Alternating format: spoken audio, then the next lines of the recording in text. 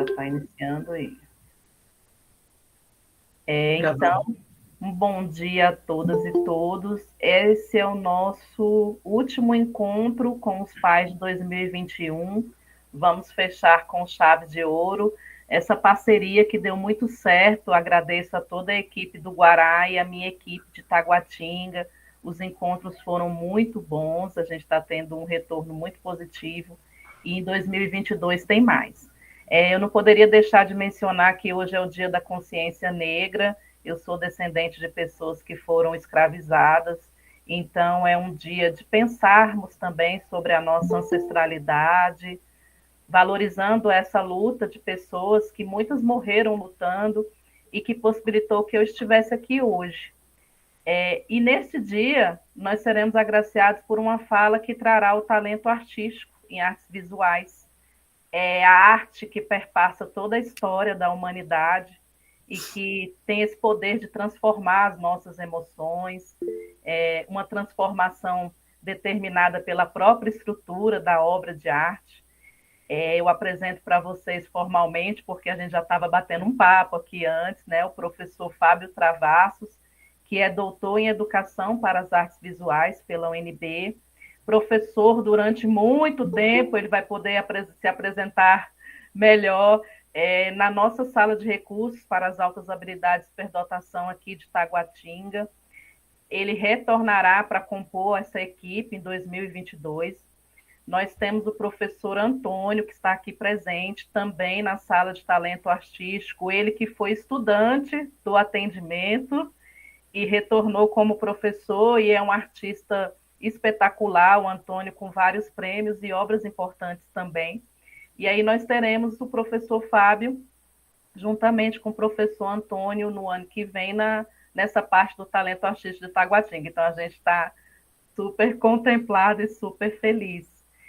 Agora eu passo a palavra ao professor Fábio, que também é um amigo, é um grande mentor, que me incentiva sempre, inclusive foi ele o causador da minha vinda para as altas habilidades, que a gente conversava muito, e ele sempre se mostrou muito apaixonado, e essa paixão dele me contagiou, e depois eu fui conhecendo as pessoas, né, das equipes do Distrito Federal, então são pessoas muito apaixonadas, e eu vi. Então, Fábio, meu amigo, a palavra é com você agora, viu? Gente, uma boa manhã para todos e todas. Bom dia a todos e a todas. Eu acho que isso é um momento singular, né, para a gente estar falando sobre o talento artístico. Há um ponto que a Viviane, né, e primeiramente agradeço muito o convite da Viviane, da Mônica e da Fabiana, né, que são as itinerantes tanto do Guará quanto de Taguatinga.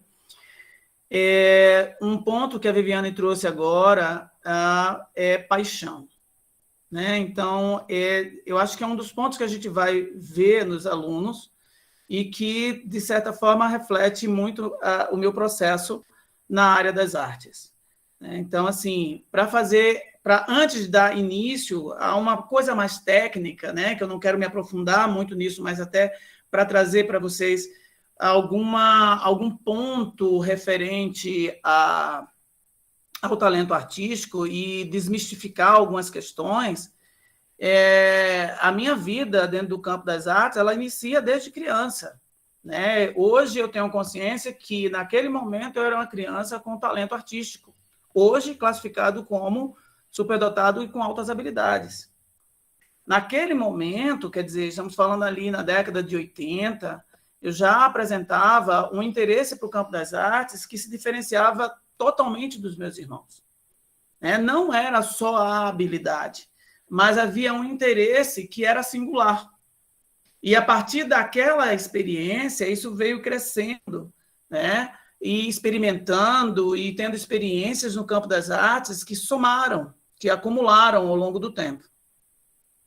Tendo o trajeto de formação, eu tive a sorte, né, de ter encontrado uma pessoa maravilhosa, que foi a Márcia Crisóstomo, uma professora da Secretaria de Educação, que me fez o convite de abrir uma sala de altas habilidades com talento artístico em Samambaia.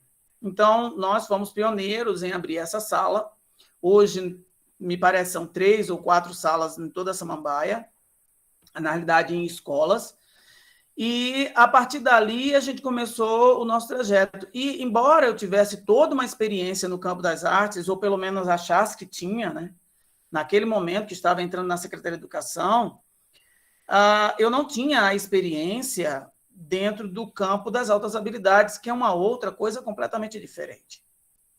Né? E quando eu me deparei com uma realidade ao qual eu não conhecia teoricamente e, consequentemente, não conhecia em formas de prática, eu tive que correr atrás. Então, por volta de 2003, foi quando eu entrei nessa sala, a gente abriu essa sala de recurso, e a partir daí eu comecei a fazer cursos, que me interessou a fazer o mestrado e, posteriormente, o doutorado. Por quê? Porque é um conjunto é um trajeto, na realidade, de experiência e de conhecimento dentro de uma área que ainda, embora, né, se fale muito, numa visão mais macro, as pessoas sabem muito pouco.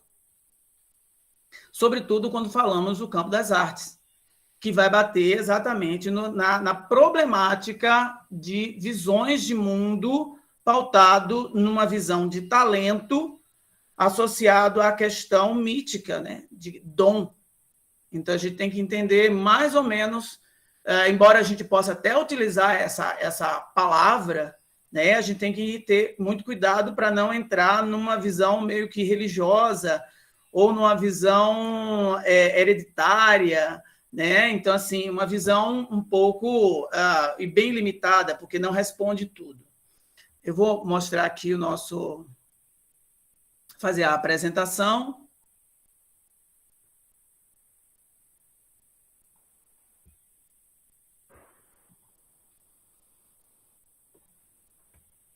Não sei se está compartilhando. Sim. Só está na telinha menor, agora isso. Pronto. Então, assim, eu vou sempre falar a palavra talento, porque é a palavra que se encaixa, de fato, num processo histórico das artes, propriamente dito. Mas mais ainda, é importante a gente ressignificar essa palavra. Né? Esse talento está muito mais no sentido de como nós temos determinadas habilidades ou inteligências que são mais fortes, né? E temos outras que são mais fracas. Quando falamos em talento, dentro da perspectiva do que eu venho estudando, ou da superdotação, está associada exatamente dentro do aspecto de que o aluno tem uma habilidade ou uma facilidade, né, um interesse dentro do campo das artes, que ela se diferencia dos demais colegas e, por sua vez, ele gera um produto com uma qualidade diferenciada desse grupo, né, em que ele está inserido. Então, a partir daí, eu posso observar que essa criança apresenta mais indícios, né, ou indicativos de um potencial artístico notável dentro do campo das artes visuais que reflete um talento, né, algo a ser construído, algo a ser trabalhado, né, e que para essa criança é muito mais fácil, de repente, do que outras áreas de conhecimento.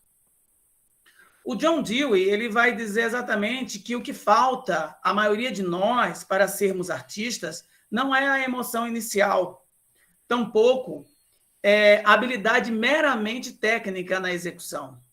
Na realidade, é a capacidade de elaborar uma ideia e uma emoção vagas em termos de um veículo definido.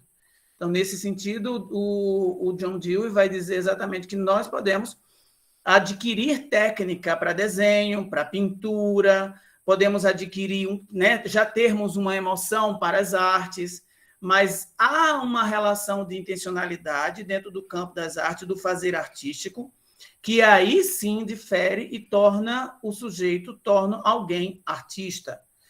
Quando falamos do nosso aluno das altas habilidades, com talento em artes, e é o que eu vou reforçar sempre, ele não é um artista ainda. Ele está apresentando, de fato, a emoção, ele está apresentando, às vezes, uma habilidade técnica na própria execução, mas o que cabe a partir daí é que, quando eu observo esses indicativos, eu posso trabalhar e desenvolver nesse aluno características de capacidades de elaborar determinadas ideias, tá? E emoções que vão, de fato, estruturar a partir de um veículo definido. E esse veículo definido não necessariamente se direciona às artes visuais, mas a toda e qualquer área que as artes visuais, né, possa, ou as artes como sentido mais amplo, possa interferir no desenvolvimento desse, ou ajudar e contribuir no desenvolvimento desse aluno. A superdotação, ela é vista a partir dos 3 anéis de Renzulli, né, dentro da metodologia ao qual a Secretaria de Educação utiliza, né, e aí ele vai abordar, entre os 3 anéis, a habilidade geral, né, ou específica, o envolvimento com a tarefa e a criatividade. Isso nós já sabemos, né? Isso a gente já detém esse conhecimento dentro da sala de recurso. Só que quando eu entrei na sala de recurso como professor de arte e diante dessas 3, né, características fortes que definem o sujeito superdotado, que definem o indivíduo superdotado, ainda faltava para mim entender como isso se encaixava dentro das artes visuais, ou como se encaixava nas artes. Porque quando a gente passa a fazer os estudos das artes, né, no seu contexto, ou melhor, os estudos da superdotação, a gente tem um conjunto de materiais dentro dos estudos com artes muito limitada. A gente não sabe muita coisa. Né? E isso foi uma angústia muito grande, que, na realidade, foi algo fantástico, porque fez com que eu buscasse entender, teoricamente, como isso se empregava dentro do campo das artes visuais.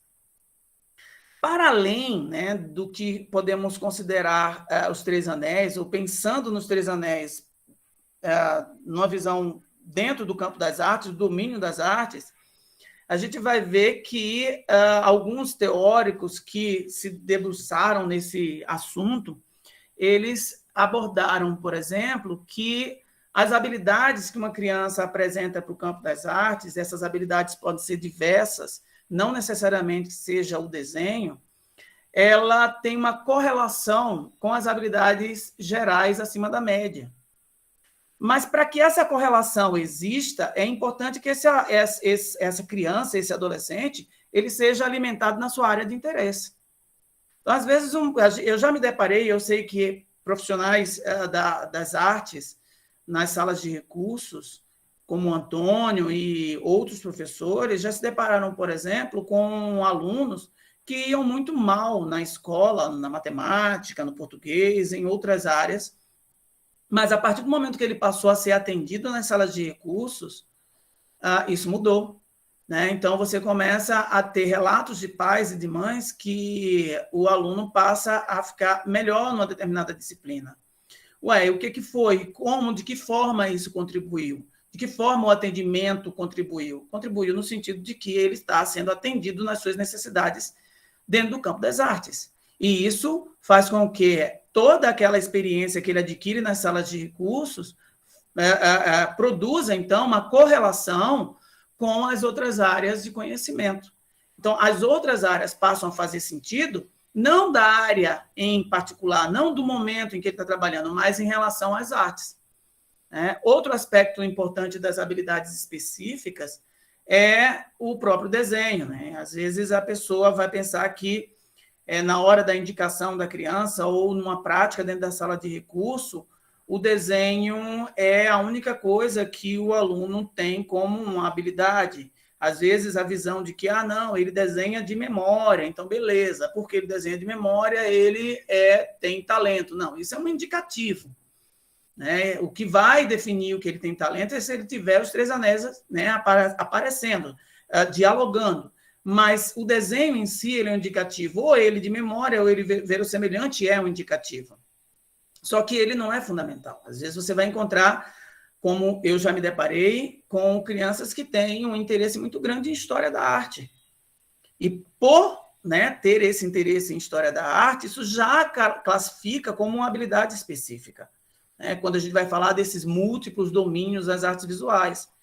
Não necessariamente esteja atrelado ou vinculado a uma prática propriamente dita, né? Ou um fazer artístico, escultura, pintura, desenho, né? Isso são visões gerais. Nós podemos, às vezes, até ver questões mais específicas, né? Como alunos que fazem recortes de papel e colagem de uma forma muito diferente dos demais alunos, os demais irmãos, né, que ele consegue produzir uma composição a partir de recortes e colagens que se torna diferente, ou ele tem uma habilidade com a visualidade tecnológica, né, quer dizer, os aplicativos de desenho, de pintura, ou, enfim, toda uma questão muito mais ampla, né? Ou, às vezes, até você vai se deparar com crianças que gostam de consertar coisas dentro do campo das artes, né? Seria, então, alguém que estaria ali fazendo uma conservação desse material. Outro aspecto importante da habilidade específica que a gente percebe é a rapidez no aprendizado nas práticas artísticas. Então, você vai se deparar... eu estava numa experiência bem interessante numa escola em que eu dei aula de desenho a um grupo de alunos. E, a partir dali, daquela experiência que eu tive com eles, eu percebi que todos, lógico, como eu defendo, né, todos os alunos, todos nós, inclusive, temos capacidade de aprender a desenhar. Né? Isso já é provado por vários teóricos, inclusive Better Edwards, que é quem escreveu o livro Desenhando com o Lado Direito do Cérebro. E, nesse sentido, a gente vai perceber que a questão não é atingir o objetivo do desenho, porque todos vão atingir. É a capacidade ou a velocidade, a rapidez no aprendizado daquela prática, que antes ele considerava não ter.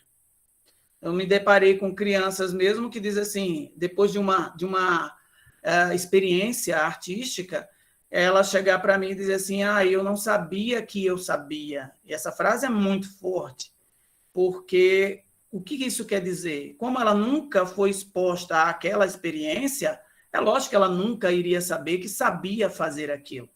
Né? Então, isso é importante a gente ter em mente que devemos oferecer um conjunto mais amplo de experiências artísticas para os nossos filhos, para os nossos alunos, né? Enfim. E aí temos aí a questão do domínio em conteúdos e conceitos artísticos, que também é uma habilidade artística. Está associado à questão da crítica da arte, está associado a uma memória sobre esse conhecimento. Então, quando a gente fala no campo da matemática, que uma criança consegue decorar aquelas abstrações matemáticas rapidamente, e ao discutir com o professor, ele consegue ter memória de terminologias, ou termos ou conceitos, com mais facilidade do que os demais alunos, isso também se aplica aos alunos artisticamente talentosos, tá? Ou com talento artístico. E a metapercepção é um aspecto também importante de ser observado, que é uma visão macro, né, dessa percepção dele sobre tudo o que está acontecendo ao seu redor. E essa percepção ela está desde a relação ocular, né, quer dizer, do olho, até outros sentidos, como o olfato, como o tato, né? E aí ela começa a fazer uma correlação da sua percepção, que às vezes não é comum, né, nem para nós, normalmente, né, para adultos, em observar que um determinado cheiro, uma determinada visão, um determinado objeto visto faz uma correlação com outra experiência e começa a fazer conexões, tá, das experiências em que ele viveu. Um exemplo claro disso seria aquele cheirinho que a gente tem, o perfume da vovó. Né? Então, quando a gente tem um perfume que gera uma memória, e essa memória faz uma correlação com outra pessoa, ou com alguém, ou com uma experiência, e a partir daí essa criança ela começa a observar a natureza de uma forma distinta, a apreciar algo de uma forma distinta das demais crianças. Um dos aspectos que a gente, eu acho que todos da sala de recurso vêm pontuando nos últimos tempos, é o envolvimento com a tarefa, né? Então, que é um segundo anel. E esse envolvimento com a tarefa fala muito do aluno, fala muito do quanto ele está envolvido com aquilo que ele faz.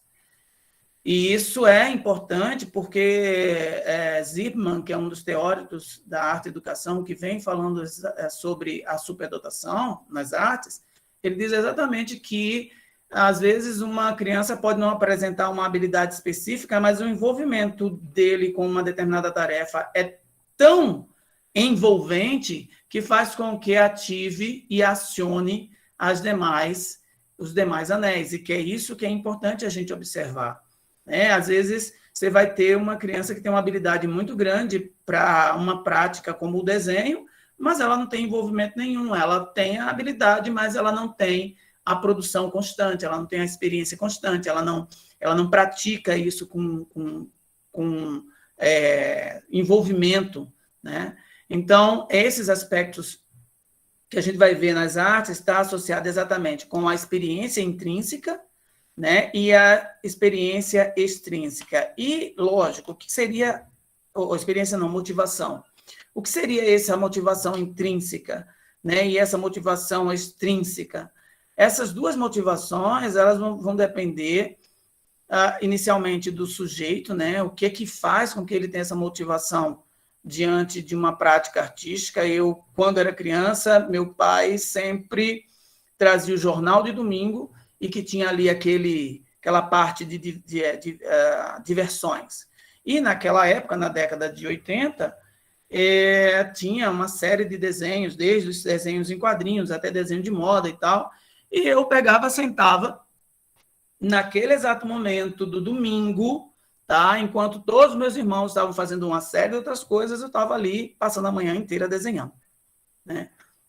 O que era que isso me motivava, o que fazia motivar, né? Ter essa motivação intrínseca.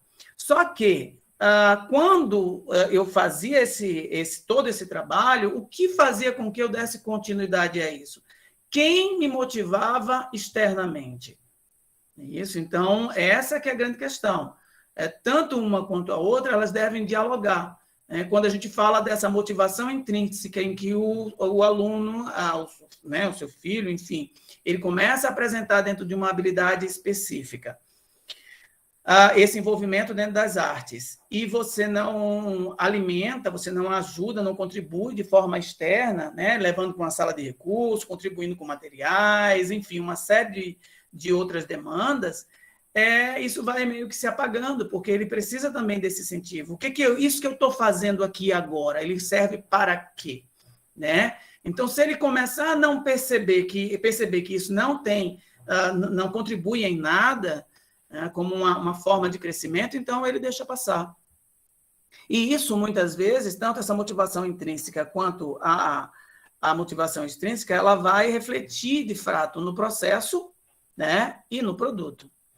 O autodirecionamento é realmente associado com essa motivação intrínseca, faz com que o aluno ele tenha suas próprias experiências, ele busque suas próprias experiências, né? E, a partir daí, ele se concentra nessa atividade de uma forma estendida, ele está sempre falando disso, né? Ele está sempre envolvido com essas suas práticas. A paixão e o encantamento pelo processo e a produção, né, daquilo que é realizado é algo que a gente percebe exatamente quando ele mostra como comportamento junto com as pessoas. Ele quer mostrar o trabalho, ele vai explicar, ele vai dar uma série de caminhos para você entender o que ele fez, onde, né, que técnica ele utilizou, que processo ele utilizou, como ele chegou àquela conclusão, né? Então, todas essas questões elas são importantes a gente observar quando a criança está apresentando, né, as características dentro das artes visuais.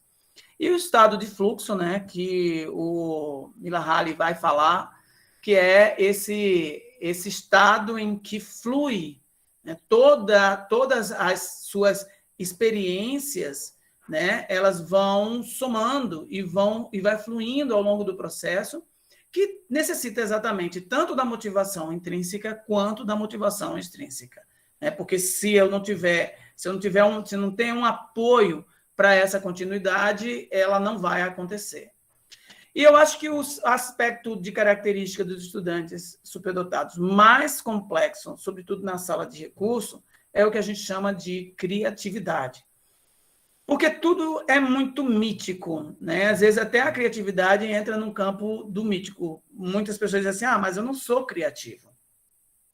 Né? A criatividade não é uma coisa que nasce como uma luz que a gente imagina ali, né, nos desenhos animais, nasceu aquela luzinha eureka. É um processo também de desenvolvimento, né? Mas existem pessoas, de fato, que têm uma capacidade de correlacionar objetos, formas, experiências, né, que diferencia das demais. E a criatividade não está associada tão puramente nas artes, né? Você vai encontrar que existe uma série de cientistas, de matemáticos, dentro da história humana, que foram extremamente criativos. Mas é importante a gente salientar que cada pessoa tem um estilo de pensamento distinto, né, que faz com que essa criatividade possa ser trabalhada. Então, nós temos o estilo de pensamento legislativo, a gente pode perceber, né, é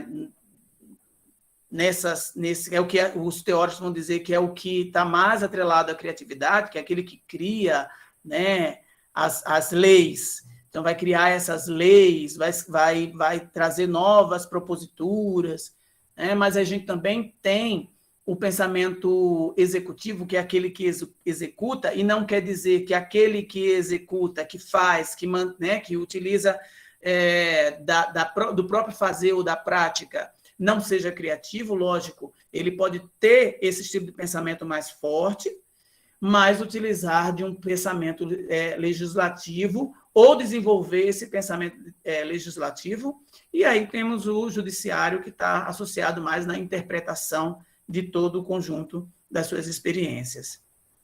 A criatividade, ela tem que ser entendida para a criança não dentro daquilo que a gente chama de criatividade Big C, né? Aquela criatividade dos grandes artistas.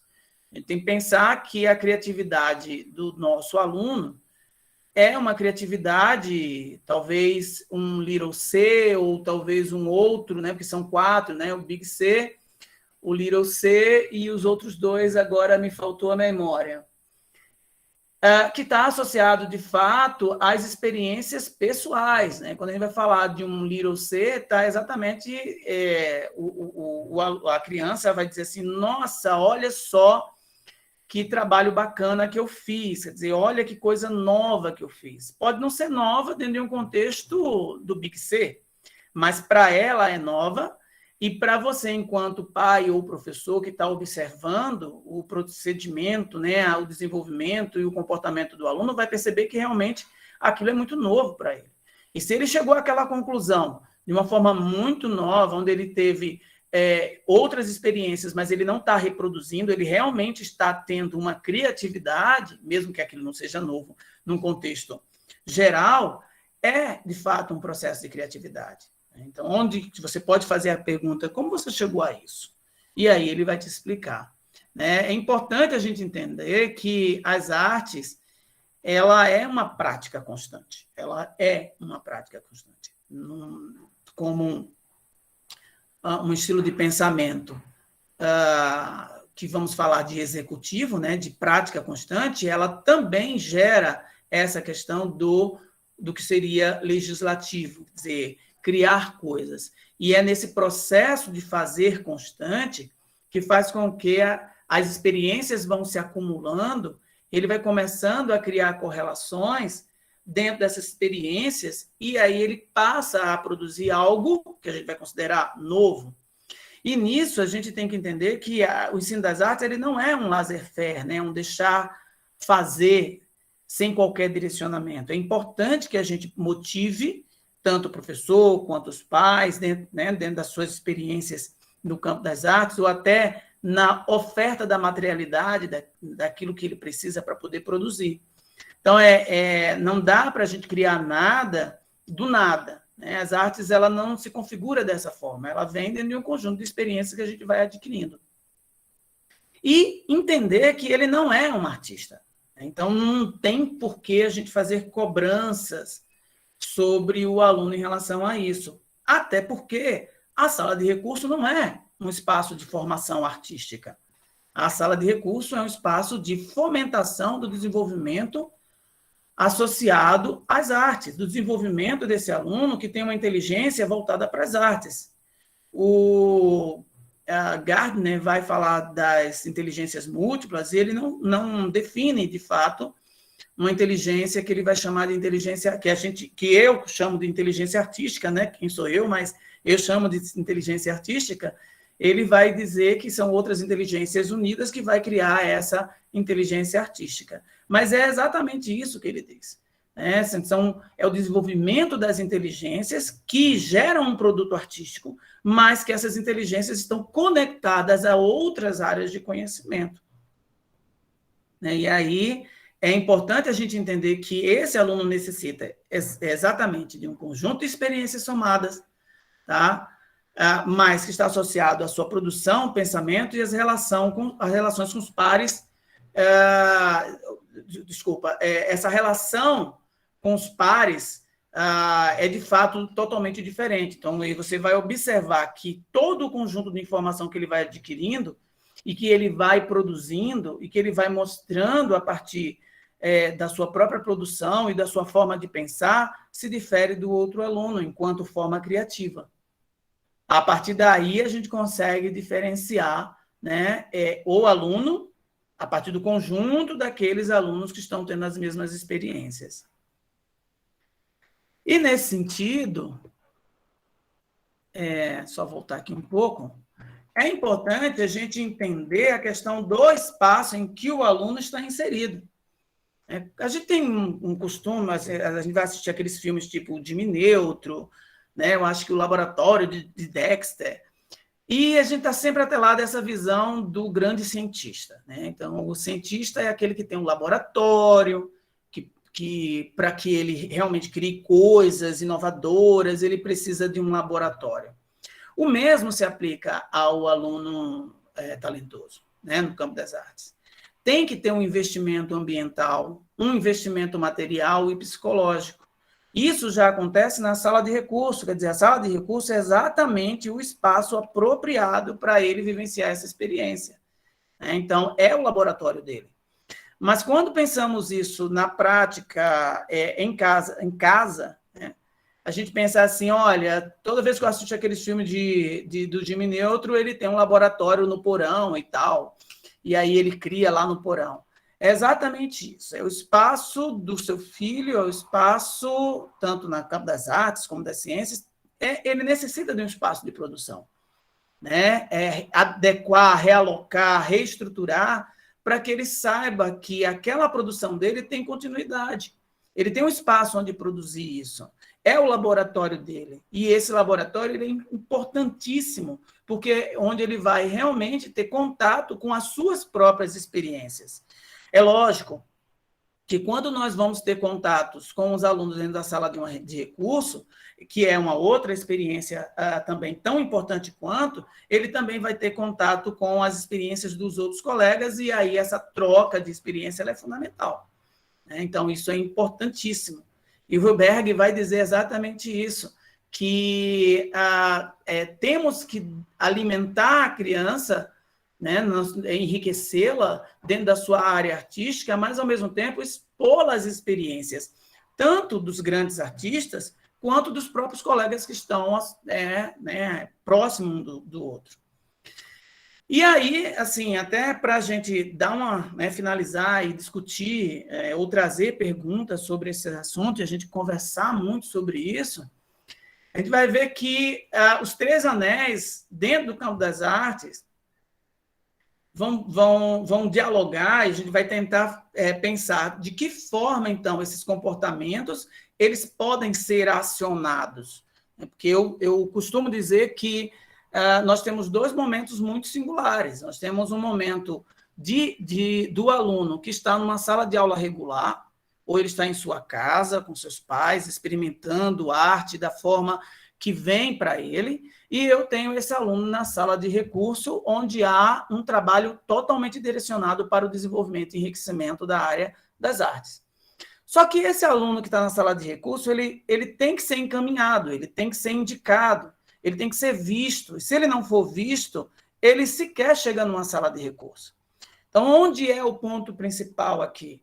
É tanto a ação dos professores de arte em sala de aula, buscando fomentar, buscando alimentar e acionar os talentos de todos os alunos em sala de aula, e aí ele ter condições de perceber alguns comportamentos que sejam necessários observar o encaminhamento, e também os pais, quando observam que existe esse gostar das artes, esse interesse, essa afinidade com as áreas das artes, e fomentar também, buscando outros caminhos que não seja só a escola. E, a partir daí, encaminhar para uma sala de recurso. E lá o outro trabalho é realizado.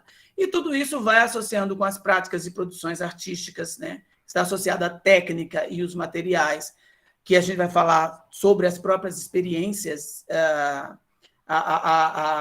essa habilidade artística específica, A gente vai ver também a questão de que como os temas e os gêneros que ele começa a ter contato das artes vai fazer com que ele motive conectar essas práticas e essas produções artísticas, e, por fim, a própria história da arte, os estilos e movimentos, são elementos que vão dialogar. Então, a gente está vendo nesse triângulo aqui um conjunto de informações que ultrapassa a nossa visão do que seria talento em artes, associado apenas exclusivamente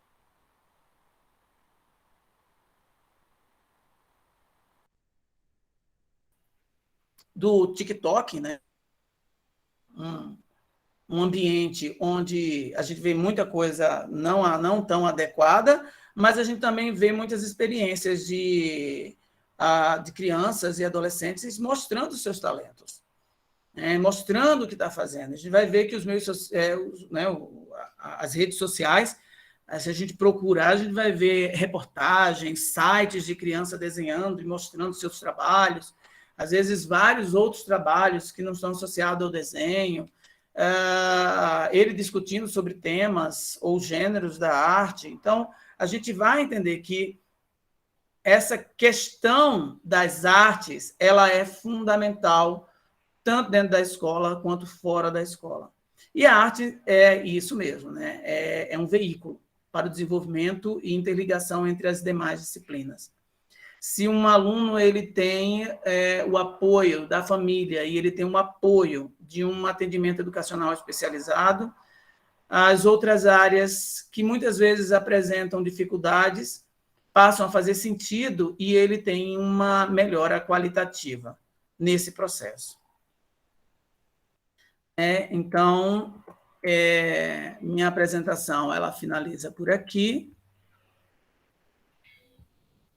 Agradeço a todos essa conversa, é mais uma conversa.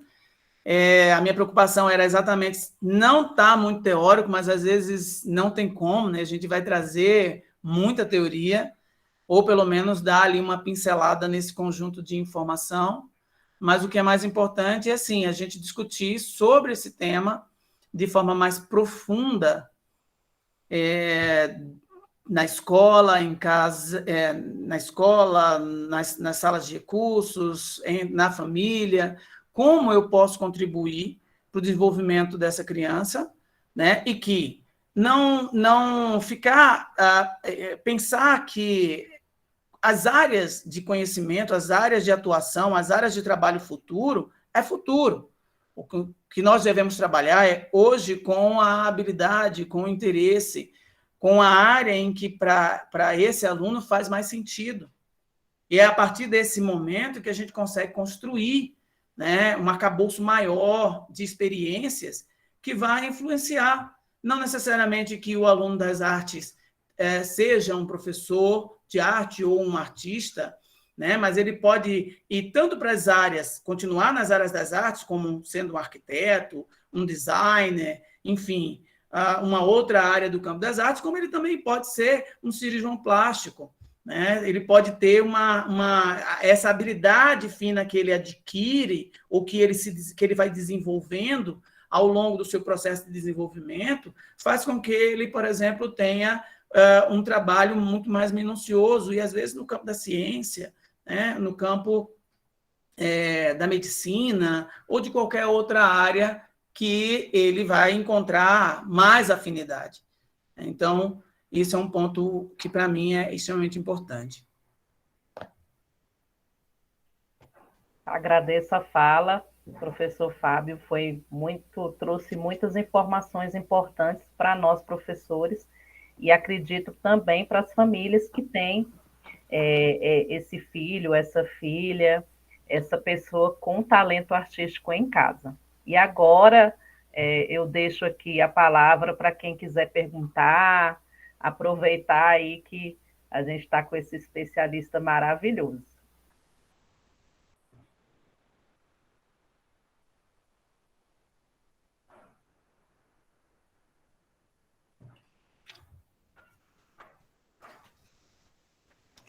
Um de cada vez.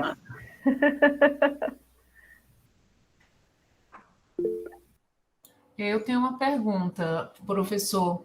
Tem idade para se descobrir o talento? Essa questão de...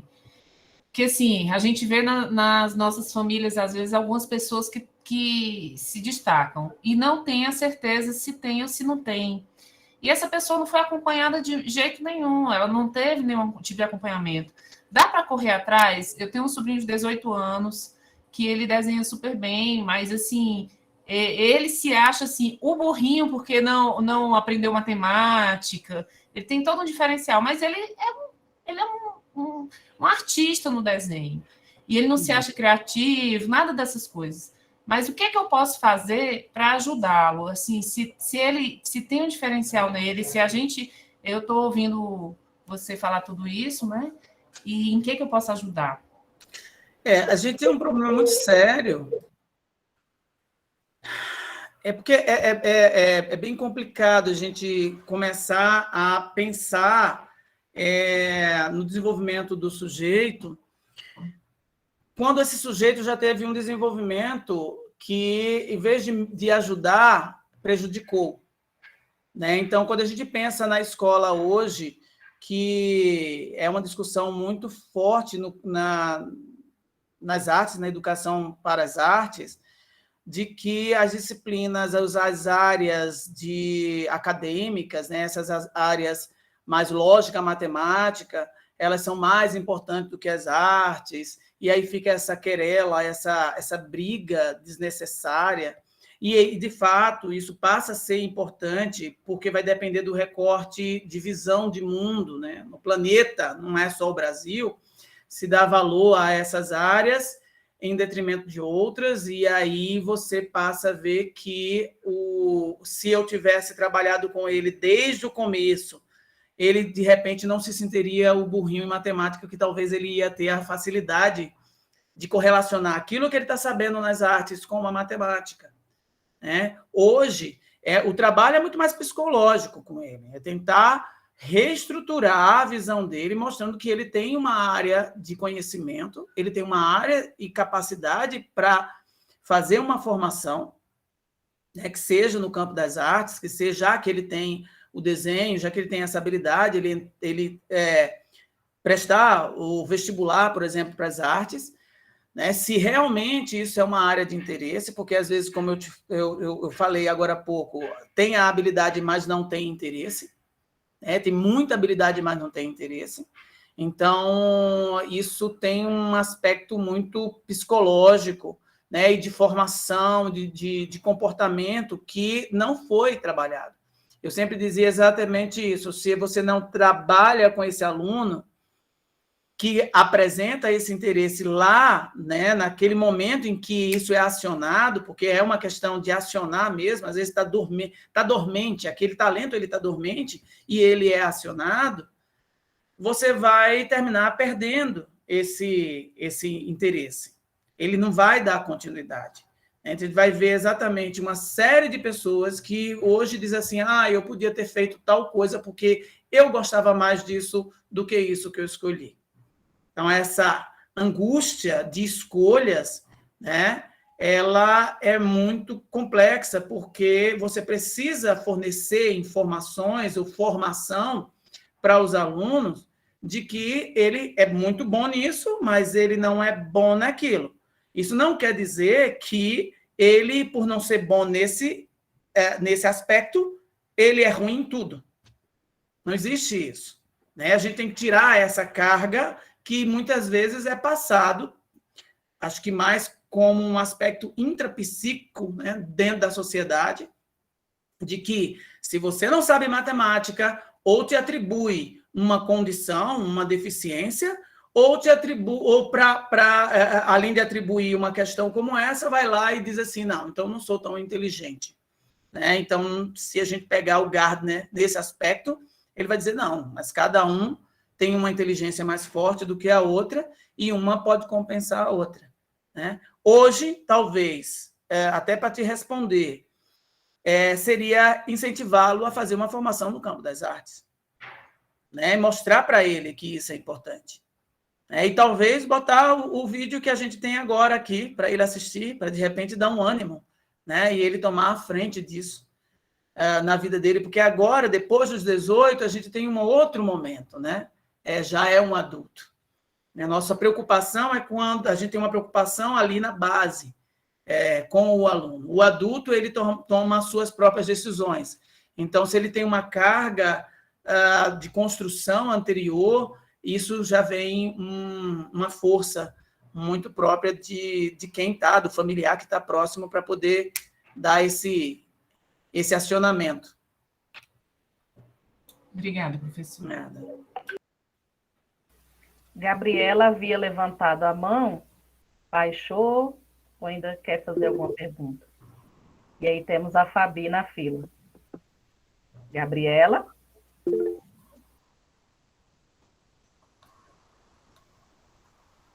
Então vamos, Fabi. Oi, Fábio, tudo bem? Oi, Fabiana. Pessoal. Eu estava num evento da escola da minha filha, graças a Deus, deu para pegar um pouquinho aqui com vocês. E aí eu quero aproveitar os pais aqui e o professor Fábio e colocar uma situação que a gente tem no nosso atendimento na questão das indicações. Geralmente, a gente recebe indicação de sala de recursos, generalista, que a criança tem várias dificuldades, mas ela desenha. E muitos pais que indicam os filhos, porque eles também desenham, gostam de desenhar. E aí, eu converso sempre assim, olha, o professor vai dar uma olhada, manda as produções, muitas vezes eles não mandam, indicam para arte, mas não manda produções. Eu queria que o professor conversasse com a gente sobre a questão de um encaminhamento errôneo, sobre essa questão da avaliação antes da convocação. O que você acha? Qual é o seu ponto de vista, professor Fábio? O que você pode passar para os pais? Eu costumo até falar algo para eles, mas eu queria tirar isso de você, que você já tem essa experiência dessas crianças que entram no atendimento por indicação de profissionais que não têm esse olhar, né? Qual a sua visão? O que você pode passar para a gente sobre essa questão do encaminhamento errôneo? E o pai ainda insiste, a sala de recurso insiste, eles estão no direito, né? E são atendidos. Fabiana, é bem complexo a gente tratar sobre isso, porque isso demanda questões tanto institucionais quanto metodológico. Né? Mas o que nós podemos pensar nesse conjunto todo? Porque é um conjunto de situações. Primeiro, o pai, todo pai, tem o direito de fazer o encaminhamento do seu filho para a sala de recurso. E isso é extremamente válido e importante. A gente não pode desconsiderar porque a percepção do pai e da mãe, embora eles não tenham um conhecimento profundo no campo das artes, ele não consiga compreender determinadas demandas contemporâneas sobre o que seria talento em artes, o que seria um fazer artístico deliberado, o que seria um fazer artístico apenas por uma diversão, sem nenhuma conexão, né, do aluno com esse fazer, apenas porque ele gosta de fazer, né? Então, assim, é complicado a gente dizer que não vamos receber. O que tem que deixar claro para os pais é exatamente o fato de que são 16 semanas. Nas 16 semanas, o professor da sala de recurso, embora ele não tenha um conjunto do portfólio para, partindo daquele material, ele consiga fazer uma avaliação de onde ele vai começar, porque isso é muito importante. Quer dizer, na hora que eu pego um portfólio, não é apenas para provar que o aluno tem uma habilidade nas artes. Esse portfólio é um elemento de estudo do professor, para ele saber exatamente de onde ele começa. O que o aluno apresenta nessa capacidade, nessa habilidade do campo, como você falou, associado ao desenho. E aí, o professor tem as 16 semanas para fazer essa avaliação. É lógico, a gente estava falando aqui exatamente dos 3 anéis. O aluno pode apresentar uma habilidade específica para o desenho, mas a gente tem que considerar o envolvimento e a criatividade dentro desse processo. E, a partir daí, são as experiências dentro da sala de recurso, faz com que a gente consiga observar e traçar uma... Eu não vou usar essa palavra, que eu acho essa palavra um pouco complicada, que seria diagnóstico, mas traçar um acompanhamento consistente sobre a habilidade ou sobre a capacidade desse aluno. E isso não deveria ser, ou não deve ser, um aspecto de frustração quando o resultado é um resultado não satisfatório aos pais, mas para, pelo menos, ele ter uma certeza de que ele passou por um processo, e isso é muito importante. O que eu considero como um fator importantíssimo é o professor da sala de aula regular, ou professor de arte, ter uma formação no campo das artes, dialogando com o talento artístico. Se um professor que desenvolve as atividades em sala de aula, ele não promove experiências artísticas que sejam acionadoras de talento, às vezes, como eu estava falando antes da gente iniciar a reunião, ele está apenas e somente conectado com conteúdos das artes, como falar da história da arte, outros assuntos que estão dentro das artes, mas não trata de experiências artísticas, então ele não tem como perceber se esse aluno apresenta potenciais artísticos. Ele, dentro da minha perspectiva, é o sujeito mais importante nesse processo.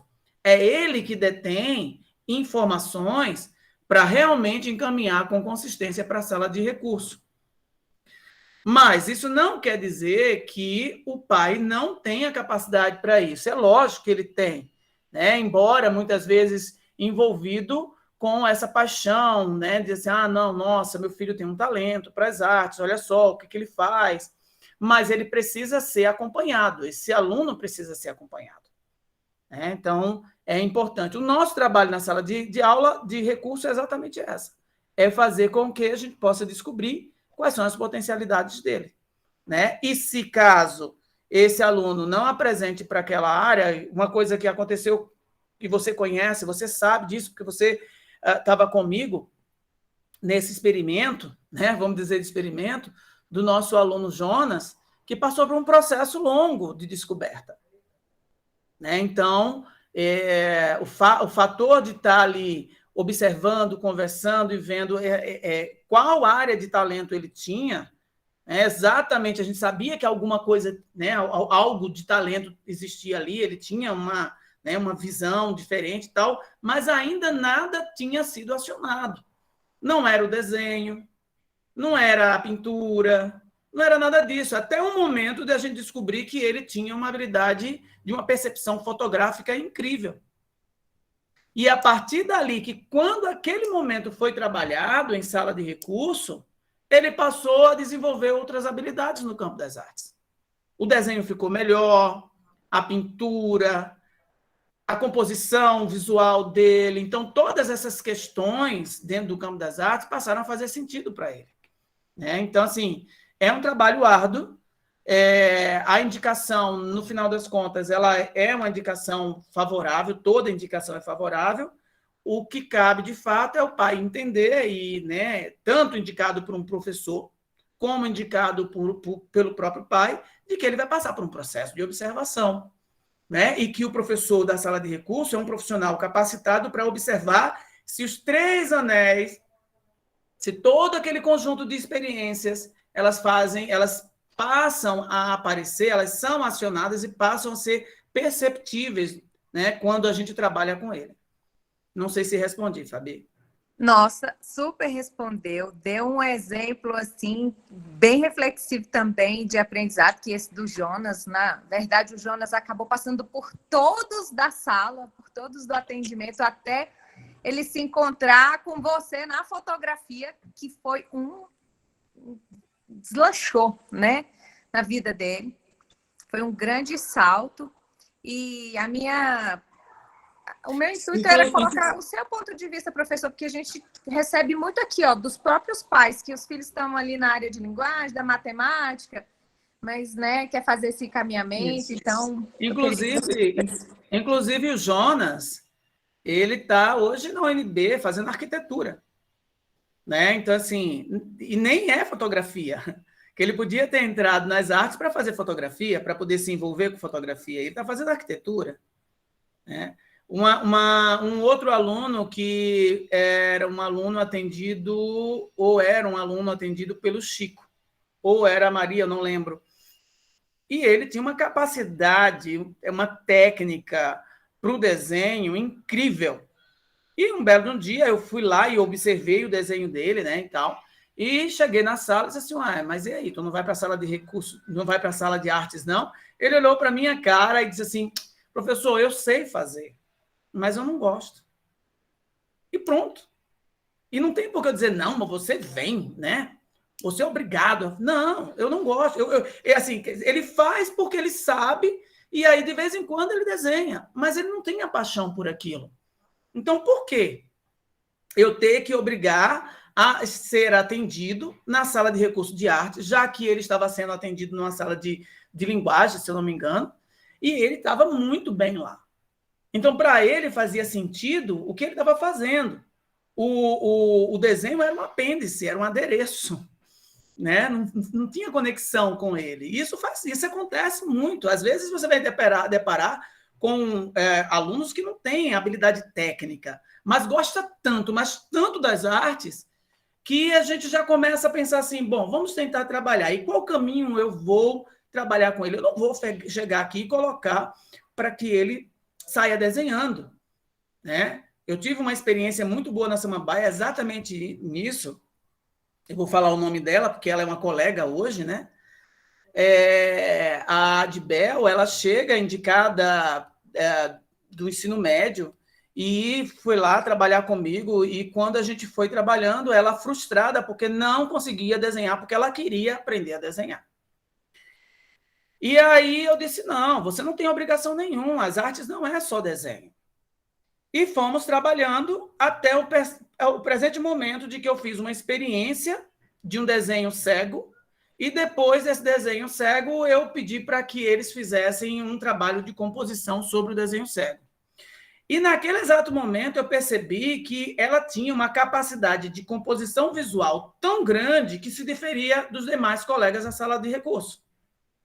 E eu perguntei para ela, o que você achou? Ela disse, nossa, professor, achei maravilhoso, foi tá muito bom, não sei o quê, e ficou super feliz com aquilo.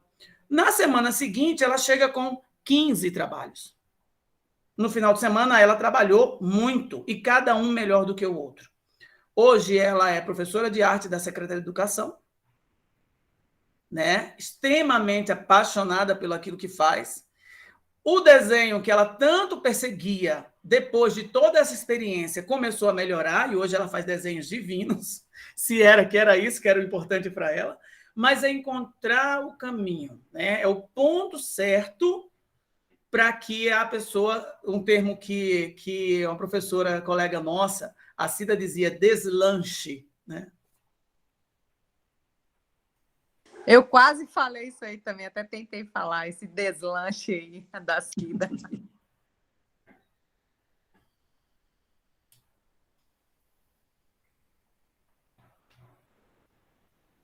Obrigada, viu, professor? Nada. Eu acho que uma coisa importante para todos nós, hoje, é entender o papel das artes na escola, né? E mais ainda, não só para os alunos com talento, mas todos os alunos, porque ele tem um caminho muito importante no desenvolvimento do sujeito, né? Então, quando a gente fala de artes, a gente tem que entender que existe metodologia, prática, experiência, né?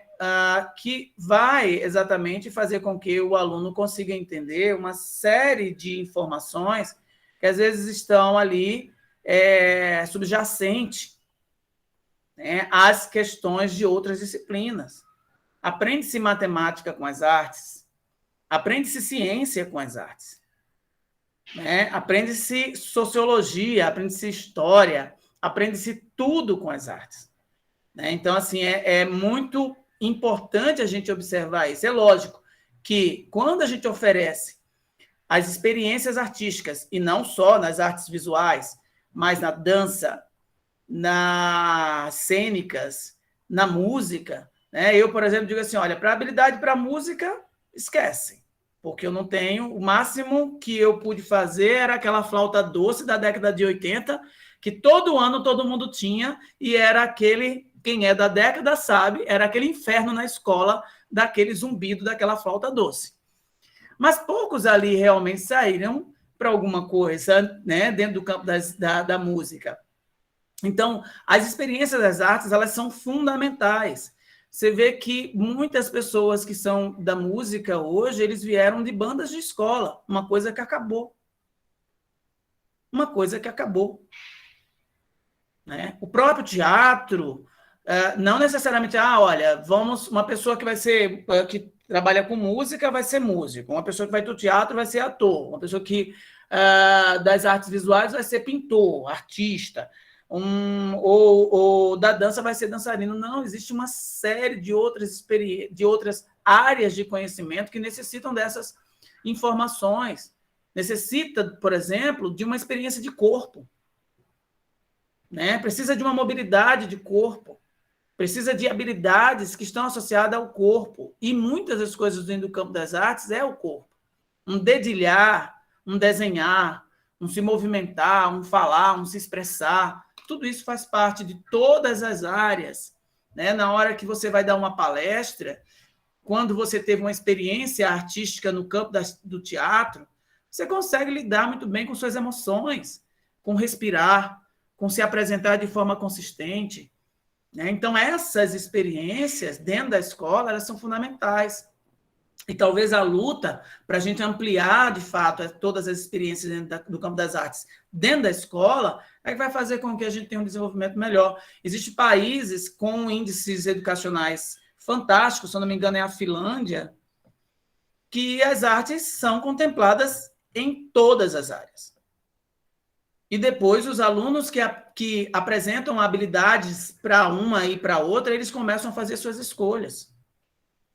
Então, isso é muito importante. E aí você vê os índices altos, você vê que as crianças são bem mais felizes nesse processo, elas criam grupos, elas criam nichos de conversas, né? Elas têm uma capacidade crítica, intelectiva muito mais avançada. Então, isso é muito importante. Aí eu vou me direcionar ao Antônio, que a gente ficava rindo, o tanto quanto acontecia na sala de aula, Antônio, das conversas dos nossos alunos, que eram conversas maravilhosas, e são, né? Que você está lá ainda, E eu aí vou voltar, mas assim, as conversas são maravilhosas. Eles entram numa conversa, às vezes até filosófica, assim, gente, olha que coisa bacana. Né? Como eles interagem, como eles passam a se reconhecer como grupo. E a partir do momento eles se sentem acolhidos, porque eles sabem exatamente que tudo que eles estão fazendo faz sentido. Imagina um aluno ali sentadinho na sua sala, na sala de aula, onde está 40 alunos, no cantinho que tem sua pastinha preta, cheia de desenho, mas ninguém viu, ninguém sabe. Talvez aquele aluno, colega dele do lado, diz, olha, fulano, olha como ele desenha, mas está aí isso, em formas práticas, aplicabilidade, o que isso vai levar lá para frente, como eu conecto isso para o meu futuro? Não tem, ele está ali, invisível. E esse é um grande problema que a gente tem. Isso não estou falando só das artes, vamos falar de uma série de outras áreas, né? Uma criança que escreve muito, mas muito bem, às vezes recebe lá seu 10 da professora de português e pronto, esquecido, acabou. O que é que eu vou fazer com isso? Né? Não, só escrevo muito bem. Eu me deparei com colegas da minha juventude que queria ser escritora, porque escrevia realmente muito bem. Mas e aí? A partir dali, o que foi feito? O que foi alimentado? O que foi enriquecido? Não foi. Né? E isso tem o conjunto lógico, o Estado tem um papel fundamental e nossos pais também têm um papel fundamental. Né? De que forma eu vou fazer, de que forma eu vou apoiar para que haja um desenvolvimento. Recentemente morreu um dos pianistas mais famosos do Brasil, é o Nelson... Agora esqueci o sobrenome dele. Não sei se você lembra, Antônio. Nelson Freire. Nelson Freire. E você pega a história de Nelson Freire, é linda, porque o Nelson Freire, ele, quando criança, e os pais tinham um piano na sala, e ele, aos 4, 5 anos, senta, dedilha no piano com uma coisa de louco. E os pais simplesmente olharam aquilo e disseram, peraí, como assim? Pegaram tudo, saíram de Minas Gerais e foram para o Rio de Janeiro, porque era o único local que tinha professores para dar aula para o Nelson Freire. Vejam bem, o pai fez todo um conjunto de transformação da vida deles para atender a necessidade dessa criança. Chegou ao passo que chegou um momento, o menino tinha 10, 12 anos, e o professor chegou e disse assim, olha, eu não tenho mais o que ensinar para ele. Né? Eu não tenho mais capacidade de ensinar nada. Então, a gente já tem que pensar numa outra coisa, porque ele está muito mais à frente. Mas aí eu volto lá, vamos voltar no tempo da vida dele e dizer assim, olha, o pai e a mãe achou muito bonito, ai, que lindo que ele sabe tocar piano, e não fizeram nenhuma transformação. Será que nós teríamos esse grande pianista na nossa história da música brasileira? Certamente não. Né? Então, o diferencial na vida deles foram realmente os pais. E é isso que é importante, é a gente saber exatamente qual é o papel que eu tenho na transformação da vida dos nossos filhos. Né? O que nós podemos fazer? Será que eu vou criar o meu ateliêzinho, o meu laboratório, o meu espaço específico de produção? Né? Vou incentivar com materiais, vou incentivar com cursos, com tudo que ele tiver vontade, lógico. Nada é imposto, é sempre vontade, aí eu quero. Não, você quer fazer? Vamos lá. E aí você começa a ver o envolvimento e o crescimento, você alimenta. Não é isso? A gente vai alimentando aquilo que...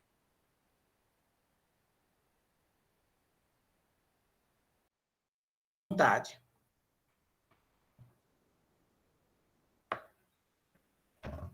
Caiu um pouquinho o Fábio, não foi? Eu caí? Só um pouquinho, né?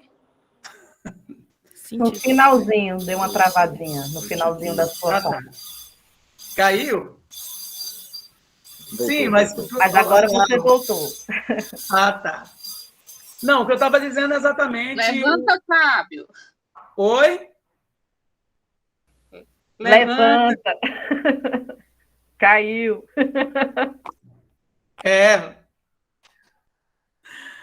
Mas é isso, gente.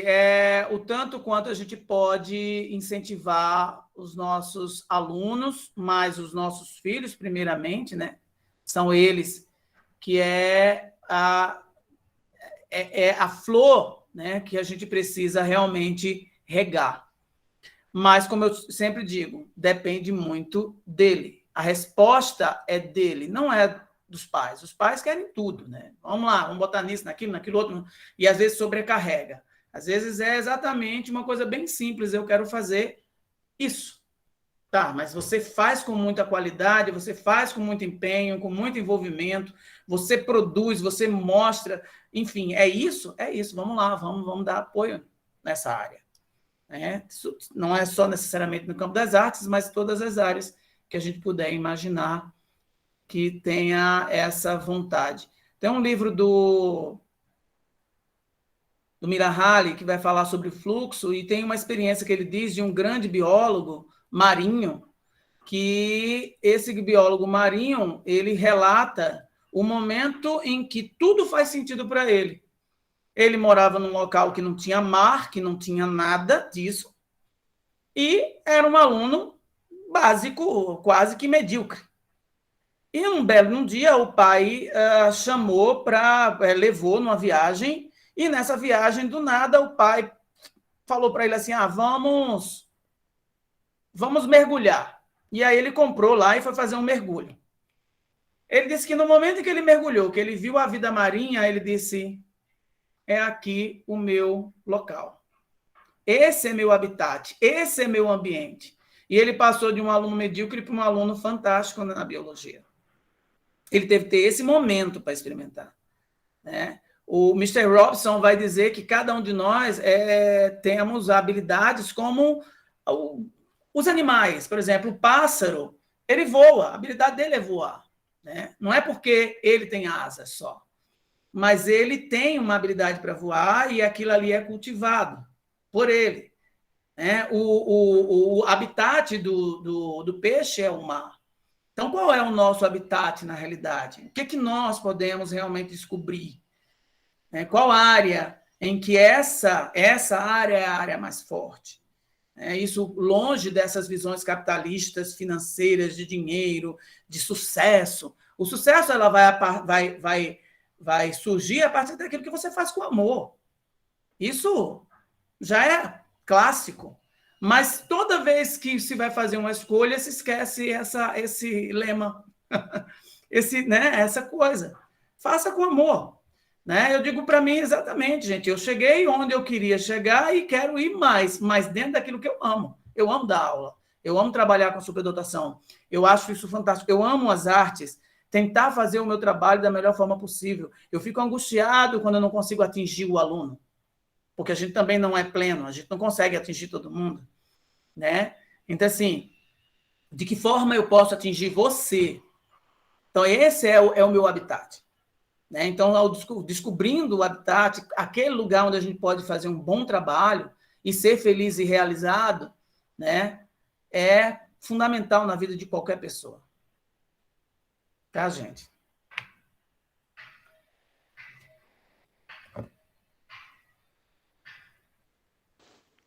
Eu gostaria de agradecer a experiência que está sendo assim extremamente enriquecedora e esclarecedora também, Fábio. Muito obrigada. Obrigado. Camila. Bom dia, pessoal. Tudo bem? Bom dia, Fábio. Bom dia. Bom dia. Assim, como mãe, eu só queria agradecer. É muito lindo ver o amor de vocês profissionais, principalmente da sala de recursos. Eu me sinto privilegiada por ter o meu filho com vocês. E como você fala, né, Fábio, esse amor das 3 janelas eu ainda estenderia a vocês, porque esse envolvimento as crianças elas sentem também quando vê essa entrega do profissional, né? A gente sente isso, abrir mão da vida, falar com paixão, os olhinhos brilharem quando fala disso, de querer acessar o aluno. Então, assim, só tenho gratidão. Muito obrigada mesmo. Meu filho ainda está pequenininho, né? Está com a Mônica lá no Guará, e a gente não identificou essa parte da arte, mas mesmo assim eu faço questão de vir ouvir, e eu fico pensando, meu Deus, fulano é assim, ciclano é assim. Aí eu falei, meu Deus, quem sou eu para diagnosticar alguém, né? Mas essa palavra diagnóstico é forte, como você disse, mas é muito bacana pensar nessa possibilidade de você acrescentar na vida dessa criança, fazer a diferença, né? Fazer ela ser percebida naquele mundinho dela tão sozinho da pastinha do desenho, e ela ter um significado, ter uma relevância, né? Então, assim, parabéns mesmo pelo trabalho de vocês e por esse olhar. E essa bandeira levantada, essa causa, é realmente lindo. Parabéns. Obrigada. Agradeço. Alguém tinha levantado a mãozinha, mas acho que abaixou, não consegui. Samuel.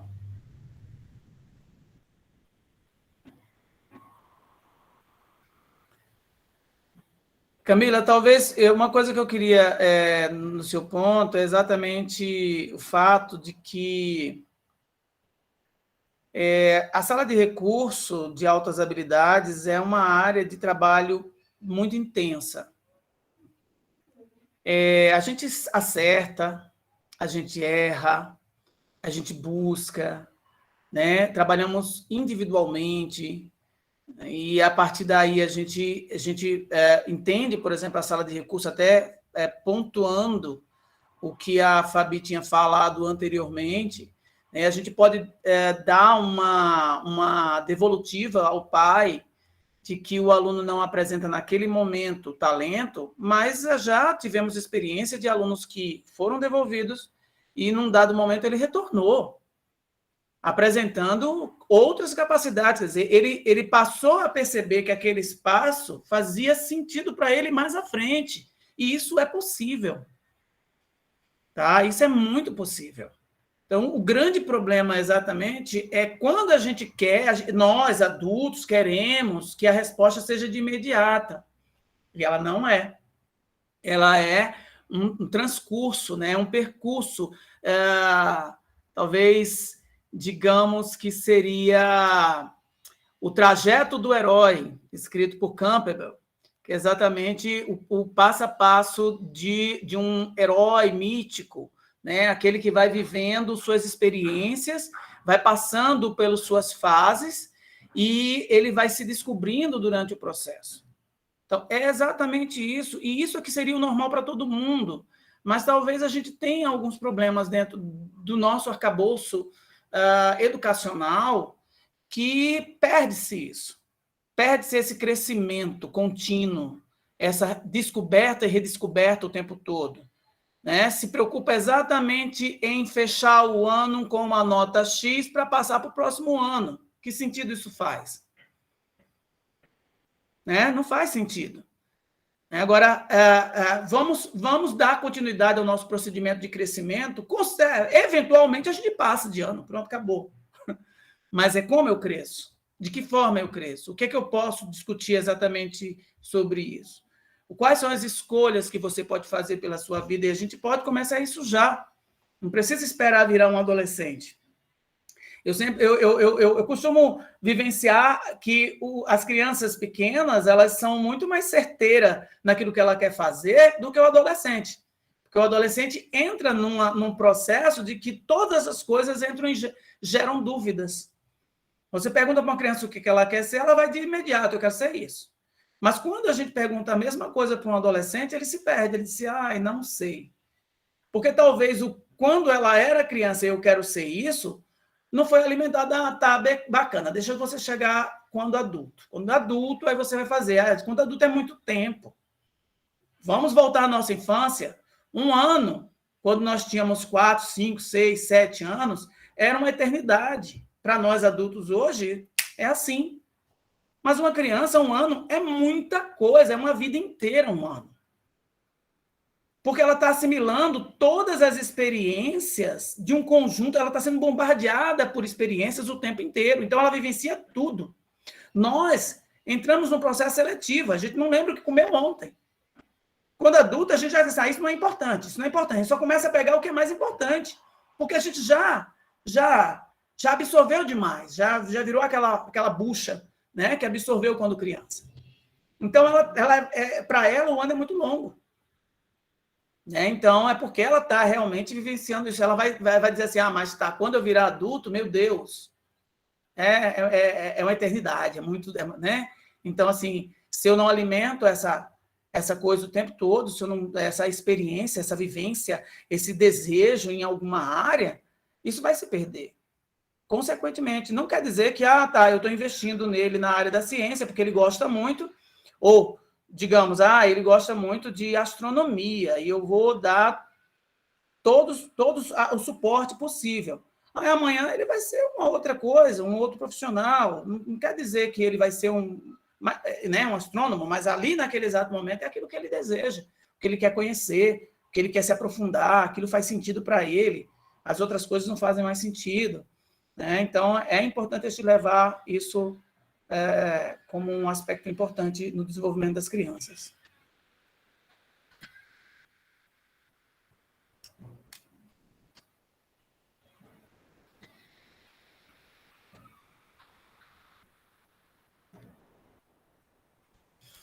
Muitas informações, reflexões, falas emocionantes aqui nessa manhã de hoje. Mas o espaço está aberto.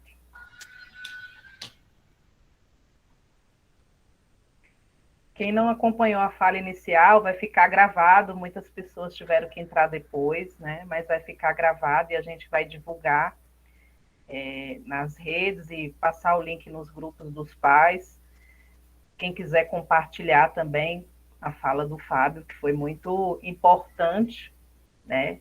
Porque transcendeu, né? Não foi só uma fala a respeito de talento artístico, foi uma fala a respeito dessas escolhas, dessas percepções que a gente tem que ter, desse incentivo que a gente tem que fazer enquanto família, né? Então, foi muito importante, eu só tenho a agradecer sempre, viu, Fábio, porque foi demais. Mas o espaço está aberto, se mais alguém quiser falar. Acho que você já pode entrar, então, aí nas considerações finais, amigo. Uma pena, porque por mim ficava o dia todo aqui ouvindo você. Ô, amiga, bom, eu só tenho que agradecer o convite. Né?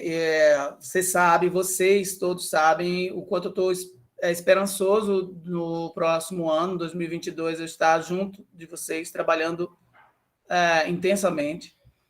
Tenho alguns interesses na formação de professores, tanto professores de atividades quanto professores das artes, onde a gente tenha, assim, vou sentar com calma, junto com a equipe, se Deus quiser, estamos junto com vocês, para montar um curso para professores de atividades, cursos para professores de arte, usando a arte como caminho, né? Então, a gente sabe exatamente que eu defendo que o professor é o sujeito, é o agente mais importante no processo de indicação, porque é ele o fomentador das práticas artísticas e, consequentemente, aciona os potenciais. Então, é ele, este sujeito que vai atrelar práticas com esse aluno e, consequentemente, pode criar vínculo com os pais.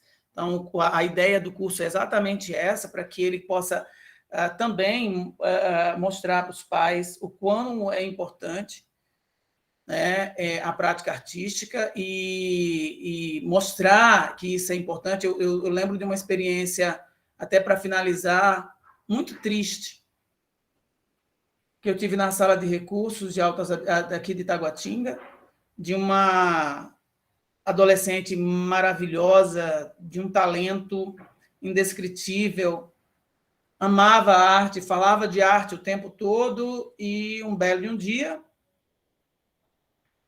numa reunião, o pai foi, e nisso eu disse, olha, a sua filha é fantástica, parabéns. E ele, do lado dela, disse assim, ela gosta desse tipo de coisa.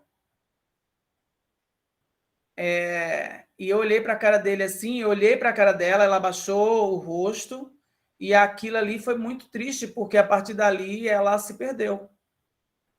né? Ela passou a não ir mais na sala de recurso e não se valorizava e não terminava não gostando daquilo que fazia. Então, o trabalho é exatamente mostrar para os pais que é extremamente valoroso, não importa o que, ao final, que profissão vai atingir, porque eu acho que muitos de nós, a minha própria mãe, né, por ela eu seria arquiteto, mas a gente precisa incentivar. Não vai importando do que, no final das contas, qual vai ser a linha de chegada, porque não existe linha de chegada. Tá? É sempre uma linha de partida. Para quem quer crescer, é sempre uma linha de partida. Então, a gente tem que só incentivar, mostrar o quanto ele é rico naquilo que ele faz. E isso, para mim, é o ponto principal. Tá? E a partir do momento que a gente fizer todo esse trabalho, a gente realmente fazer com que a sala de recursos seja esse espaço acolhedor, não só no Taguatinga, mas todas as salas de recursos do DF, e isso ampliar e talvez chegar a outros âmbitos nacionais. Por que não? Né? Precisa. Nós temos muitos alunos talentosos em todas as áreas, estão sendo perdidos, porque muitas vezes a gente não tem esse conhecimento tão profundo, né, sobre as artes, sobre as necessidades desses alunos. E isso é importante a gente observar. Então, fica aqui o meu agradecimento a todos os pais, a todos os colegas da Secretaria de Educação que aqui estão, pelo convite também. E, se Deus quiser, estaremos aí juntos, trabalhando para melhorar as salas de recursos, os ambientes educacionais especializados, contribuir de todas as formas para os pais que precisam muito do nosso apoio, e aí fazer o nosso trabalho. É isso? Obrigado a todos vocês. Antes de finalizar, quem puder, eu peço que abra as câmeras. A Janaína vai fazer um print de todo mundo aí, já se ajeita, por favor.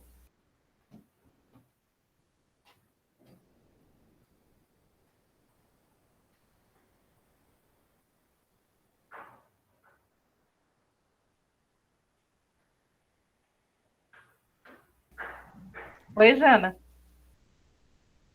Foi sim. Ficou ótimo. Obrigada, gente. Então, agradecer mais uma vez o Fábio, e com certeza estará conosco o ano que vem. Ele já me fala bastante dos projetos que ele tem, então sempre vem coisas maravilhosas. Aguardem. Alguém levantou a mão? Pode falar, antes de finalizar. Jocidalva.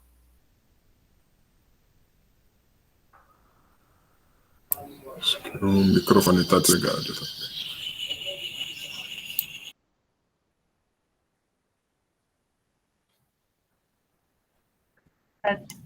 Tá desligado o microfone, Jô.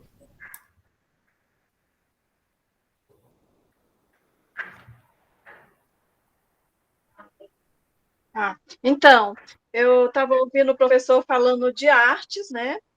E aí eu lembro do Luan, quando ele foi indicado para altas habilidades, né? Por ser considerado um pequeno gênio da matemática, da lógica, que a professorinha dele, quando ele estava no classe, ela dizia, olha, eu não preciso nem ensinar o Luan, eu só passo a questão, o resto é com ele.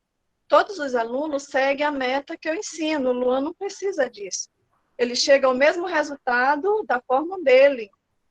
E aí ele foi indicado para altas habilidades por ser esse menino de um potencial muito grande, né? Na lógica, na matemática. E aí eu incentivava, né? Botei ele para botar para jogo de 2D, 3D.